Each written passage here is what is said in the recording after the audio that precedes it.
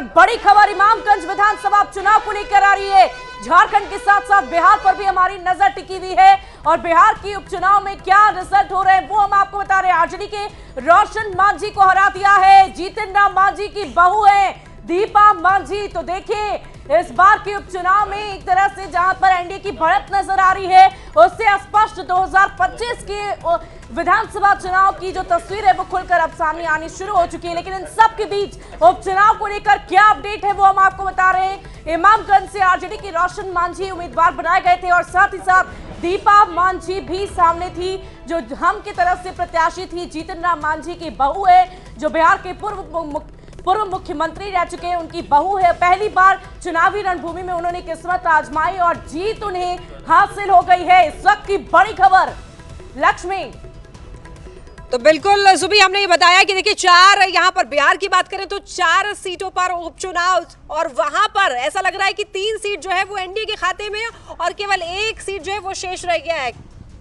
लोकतंत्र की जीत है और परिवार तंत्र की भी जीत है और सारे उपचुनाव में आप बिहार की 4 सीटों पर देखेंगे तो परिवार तंत्र की जीत हो रही है। ये होना ही था, ये हुआ।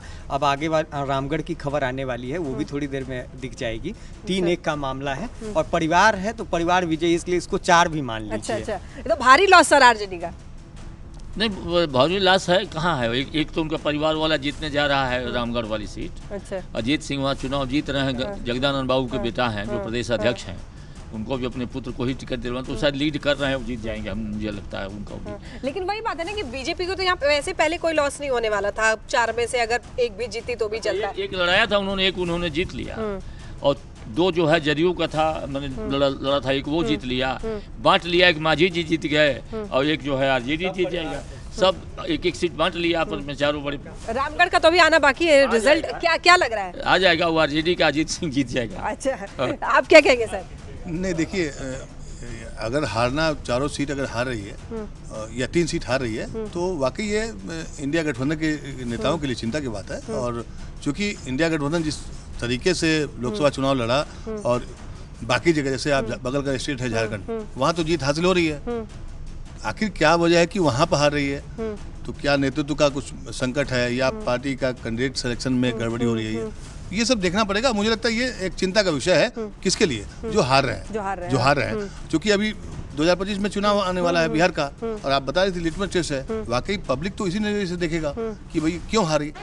अगर ऐसी यही हाल रहेगा तो हो सकता है। ठीक है, रोकना चाहूंगी आपको फिर से एक बार। एक बड़ी खबर सामने है और तरारी सीट को लेकर के एक बड़ी खबर आ रही है। क्या बड़ी खबर है, क्या बड़ा अपडेट है वो एक बार दर्शकों को बता देना बेहद जरूरी हो जाता है। शुभी, क्या बड़ा अपडेट? वाकई और देखिए बिहार का ये उपचुनाव भी कई मायनों में महत्वपूर्ण था और इसीलिए एक सीट की जानकारी आप तक पहुंचा रहे। तरारी को लेकर बड़ी खबर। तरारी में एनडीए की 10,507 वोटों से जीत की खबर है। बीजेपी के विशाल प्रशांत को वोट मिल चुके हैं और ऐसे में राजू यादव को भी वोट मिलने की खबर है। सीपीआईएमएल के राजू यादव को वोट मिली है। जन स्वराज की किरण देवी को 5,592 वोट मिले हैं। तरारी विधानसभा उपचुनाव के नतीजे सामने आपके टीवी स्क्रीन पर।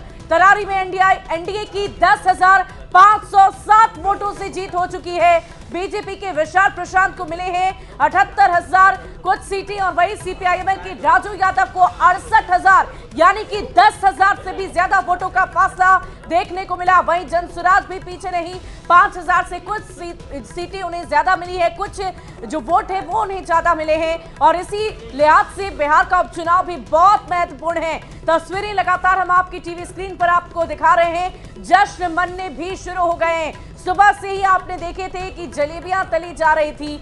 ये उत्साह है, ये उमंग है लोकतंत्र के इस महापर्व का। लक्ष्मी, तो बिल्कुल ये जो हम लोग आप दिखा रहे थे तस्वीरें तरारी सीट की, तो यहाँ पर जीत लगभग हो चुकी है, बस औपचारिक ऐलान ही बाकी है और जश्न मनाना भी शुरू हो चुका है। क्या लगता है सर अब की अब जश्न मना रहे हैं लोग, उसको लेकर आप क्या कहेंगे कि बहुत जल्दबाजी या फिर अब उनके तो नहीं, अब तो लगभग देखिए इसमें साफ है जश्न मनाना ही चाहिए और ये कोई बहुत जल्दी का जश्न नहीं है। अब बस औपचारिकता भर है, सारी चीजें साफ साफ है। एक बात लक्ष्मी जी मैं जोड़ना चाह रहा था, आप आरजेडी को लेकर बात कर रही थी कि वो पिछड़ रही है बिहार में, लेकिन आरजेडी के लिए मैं दूसरी चिंता देख रहा हूँ कि झारखंड के भीतर 5 से ज्यादा सीटों पर बढ़त है और लगभग 4-5 वो आ जाएंगे, तो उनके लिए वहां विधायक वो कैसे संभालेंगे, क्योंकि पता चला फिर शाम में डीके शिव कुमार या फिर हैदराबाद वाले मुख्यमंत्री वो चार्टर लेके आएंगे, विधायक बाड़ा की तरफ विधायक जाएंगे, क्योंकि कांग्रेस और आरजेडी ने वो गुंजाइश अभी झारखंड में बना दी है कि बीजेपी फिर से अपनी कोशिश शुरू करे सरकार बनाने की। तो ये फैक्टर कहाँ क्या मतलब लैक क्या हो रहा है? क्या ये सिलेक्शन ऑफ कैंडिडेट में दिक्कत है या फिर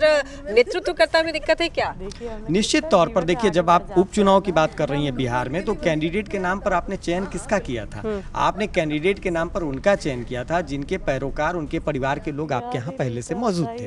तो जब आप इस तरीके से परिवार के लोगों को चयनित करेंगे तो बिहार। ठीक है सर, आपको रोकूंगी, फिर आऊंगी, लौटूंगी आपके पास। और झारखंड से एक बड़ी खबर सामने आ रही है। क्या बड़ी खबर है, क्या बड़ा अपडेट होगा, वो बताएंगे सहयोगी सुबी। बड़ी खबर अपने दर्शकों तक लगातार पहुंचा रहे हैं और इसी बीच एक